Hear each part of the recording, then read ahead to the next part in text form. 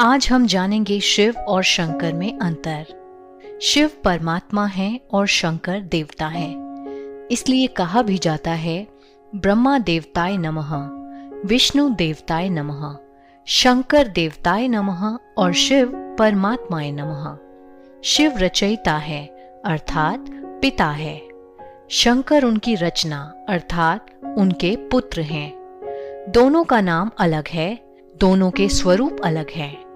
एक का नाम है शिव और दूसरे का नाम है शंकर। एक का स्वरूप है आकारी, दूसरे का स्वरूप है ज्योतिपुंज अर्थात निराकारी, जिसे मंदिरों में शिवलिंग के रूप में दिखाया जाता है। परमात्मा शिव का खुद का कोई शरीर नहीं है, वो ज्योति बिंदु है। शंकर का आकारी शरीर होता है। शिव का अर्थ ही है कल्याणकारी, जिसे प्यार से हम भोलेनाथ भी कहते हैं। शंकर जी विनाशकारी देवता हैं, जिनके लिए ही कहा जाता है कि तीसरा नेत्र खुलने पर विनाश होता है।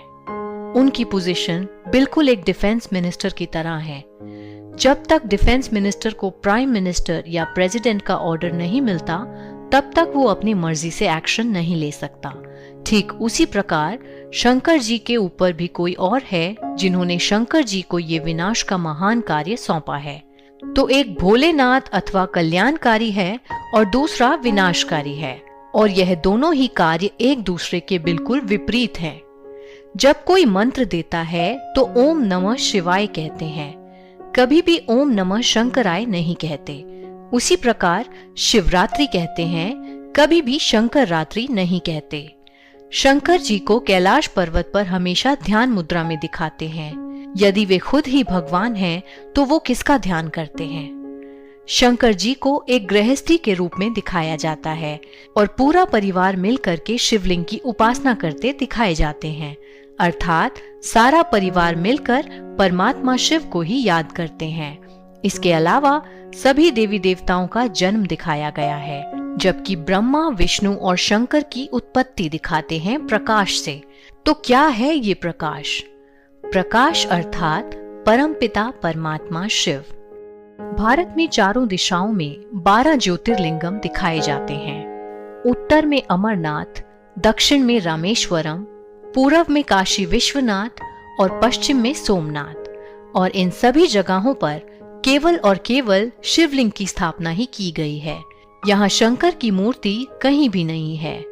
जब एक मंदिर में शिवलिंग की स्थापना करनी होती है, तब शिवलिंग को द्वार से नहीं लाया जाता, उसको ऊपर से उतारा जाता है, जिसके बाद ही मंदिर में गुंबद लगाया जाता है। बाकी सभी देवी देवताओं को द्वार से लाया जाता है। ये इसी बात का प्रतीक है कि परमात्मा शिव ऊपर परम धाम से ही इस धरती पर आते हैं, और इसी कारण से उन्हें स्वयंभू भी कहा जाता है। स्वयंभू अर्थात जो स्वयं ही भू पर पधारे। इसी बात का एक और उदाहरण लेते हैं।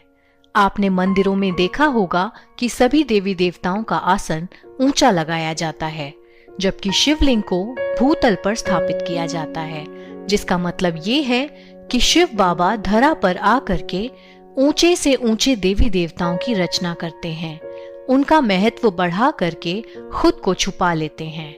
और यह काम केवल एक पिता का ही हो सकता है, जो अपने से भी ऊपर अपने बच्चों को रखता है। इतना निरंकारी केवल और केवल एक शिव परमात्मा ही हो सकता है। आशा करते हैं आपको शिव और शंकर का अंतर बखूबी समझ में आया होगा। कल हम आपसे फिर मिलेंगे एक नए टॉपिक के साथ। तब तक के लिए जुड़े रहें हमारे साथ और शिव बाबा को याद करते रहें। ओम शांति।